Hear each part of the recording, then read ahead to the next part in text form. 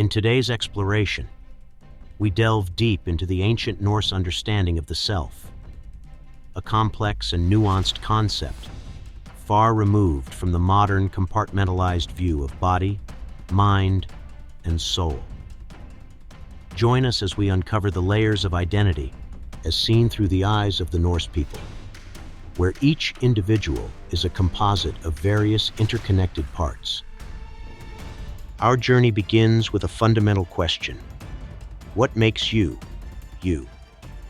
In contemporary thought, the self is often seen as a trinity of body, mind, and spirit, neatly separated from the external world. This perspective draws clear boundaries, defining each element in isolation. Contrast this with the Norse worldview, where the self is not a closed system, but a complex constellation of parts, each with semi-autonomous agency. This perspective does not isolate the self from its environment, but sees it as deeply integrated with and influenced by the world around it. First, we encounter the hammer, the Norse concept akin to one's physical form, but with a mystical twist. More than just the body, the hammer includes the ability to alter one's form through shape-shifting, a common ability among gods and some legendary heroes. This ability illustrates the fluidity of identity in Norse culture, where the physical form could adapt and change, reflecting the dynamic nature of the self. Next, the hugr, or mind, in Norse tradition, goes beyond mere cognitive functions to encompass a person's personality and emotions. It's not just about what one thinks, but also how one feels and reacts to the world. Interestingly, the hugr is seen as capable of influencing others remotely, reflecting the belief in the power of thought and intention. Then, we explore the fylgja, a concept resembling the familiar spirits of European folklore, but uniquely Norse in its attributes. Each person's fylgja, often appearing as an animal, acts as a guardian spirit closely linked to their fate. If the fylgja faces harm or death, its human counterpart experiences the same, showing the interconnectedness of life forces in Norse mythology.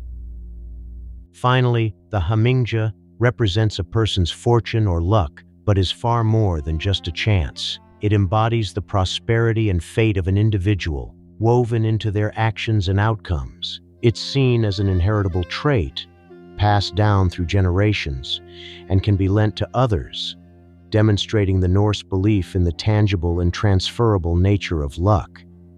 In Norse culture, the self was both a personal journey and a communal experience. Achievements and fame were not merely personal milestones, but contributions to the family and community's legacy. This collectivist aspect is seen in how the self extends beyond the individual, encompassing familial ties and communal relationships. As we reflect on these ancient beliefs, we gain insight into a worldview where identity is not fixed, but fluid, shaped by personal actions, communal relationships, and spiritual beliefs. The Norse self teaches us about the complexity of human identity and the profound ways in which we are connected to the world around us.